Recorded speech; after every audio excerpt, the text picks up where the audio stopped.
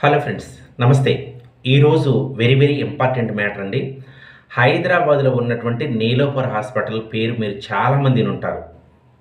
ఆంధ్ర, తెలంగాణ ఉన్నటువంటి తెలుగు ప్రజల మొత్తానికి కూడా సుపరిచితమైనటువంటి హాస్పిటల్ నీలోఫర్ హాస్పిటల్.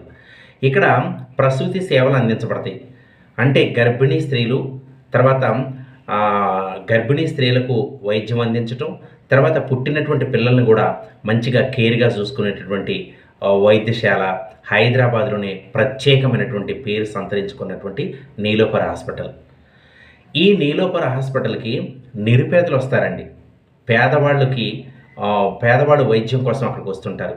ఎందుకంటే వాళ్ళు మరి కార్పొరేట్ హాస్పిటల్ పోయేటటువంటి స్థాయి ఉండదు కాబట్టి నీలోఫర్ హాస్పిటల్‌కి వందల మంది, వేల మంది అక్కడికి నిరుపేదలు వచ్చి ఆ ట్రీట్మెంట్ అనేది తీసుకుంటూ ఉంటారు. అయితే ఇటీవల కాలం తరచుగా సోషల్ మీడియాలో వినిపిస్తున్నటువంటి వార్తను చూసి నేను చాలా ఆశ్చర్యానికి లోనయ్యాను. ఏంటంటే ప్రతి విషయానికి, ప్రతి సన్నివేశానికి కూడా లంచాలు తీసుకుంటున్నారంట.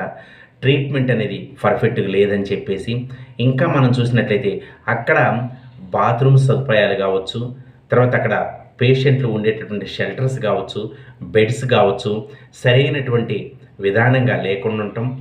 40 మంది అంటే 40 మెంబర్స్ కలిపి ఒక్కటే బాత్రూమ్ ఉండటం.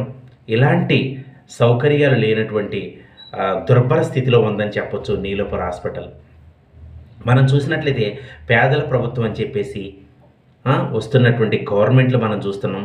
అంటే ప్రకటనలు మాత్రమే తప్ప ప్రత్యేకమైనటువంటి దృష్టి హాస్పిటల్ మీద పెట్టట్లేదండి. ఇప్పుడు రాష్ట్రం అభివృద్ధి చెందాలన్నా, దేశం అభివృద్ధి చెందాలన్నా, యావత్తు ప్రపంచం అభివృద్ధి చెందాలన్నా విద్య, వైద్యం, వ్యవసాయం ఈ 3 రంగాలు గనుక పర్ఫెక్ట్‌గా ఉన్నట్లయితే విజయవంతమైనటువంటి అభివృద్ధి అందుతుంది ప్రతి ఒక్క చోట కూడా. ఈ నీలోఫర్ హాస్పిటల్ దుస్థితి చూసినట్టయితే ఇక్కడ బ్లడ్ టెస్ట్ చేయించుకోవాలన్నా, యూరిన్ టెస్ట్ చేయించుకోవాలన్నా, లేకపోతే పేషెంట్ పక్కన ఉన్నటువంటి అటెండర్స్ లోనికి రావాలన్నా, ఏదైనా అవసరమై బయటికి వెళ్ళాలన్నా కానీ మరి అక్కడ ఉన్నటువంటి స్టాఫ్ కావచ్చు, కొంతమంది సెక్యూరిటీ సిబ్బంది కావచ్చు, వాళ్ళు లంచం తీసుకుంటున్నారని చెప్పేసి కూడా మరి చాలామంది చెబుతున్నారండి.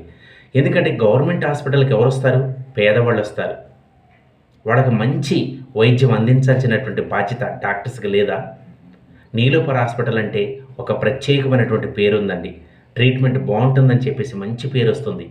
ఆ డాక్టర్లు అంటే దేవుడితో సమానం అండి. కాబట్టి డాక్టర్స్ పేషెంట్లని కొంచెం మంచిగా ట్రీట్ చేయండి. మీకున్నటువంటి పేరుని పెంచుకోవడానికి ప్రయత్నం చేయండి. ఎందుకంటే గవర్నమెంట్ జీతాలు మీకు వస్తూనే ఉన్నాయి. కాబట్టి ప్రజలకు సేవ చేసేటటువంటి భాగ్యం అది ఎంతో అదృష్టం ఉంటేనే వస్తుంది. కాబట్టి నీలోఫర్ హాస్పిటల్లో జరుగుతున్నటువంటి అవకతవకల మీద వెంటనే స్పందించాలండి. వైద్య శాఖ కావచ్చు, తర్వాత మన తెలంగాణ ముఖ్యమంత్రి అయినటువంటి రేవంత్ రెడ్డి గారు కావచ్చు, వెంటనే స్పందించి ప్రత్యేకమైనటువంటి సౌకర్యాలు కల్పించి పేద ప్రజలకు మంచి వైద్యం అందేటట్లు చేస్తారని మనస్ఫూర్తిగా కోరుకుంటున్నాను. ఎందుకంటే కొన్ని ఛానళ్ళు చూశారు, అక్కడ డివైఎఫ్ఐ అని చెప్పేసేటటువంటి సంస్థ కూడా, ఆ సంస్థ అధ్యక్షులు కావచ్చు, జిల్లా కార్యదర్శులు కావచ్చు, వాళ్ళంతా కూడా మరి అక్కడ జరుగుతున్నటువంటి అవకతవకల గురించి మీడియాలో చెబుతూ ఉన్నారు. కాబట్టి ప్రతి ఒక్కళ్ళు స్పందించండి.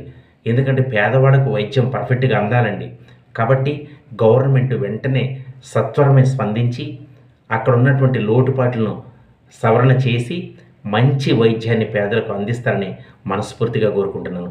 జై హింద్, జై జవాన్, జై కిసాన్. Thank you.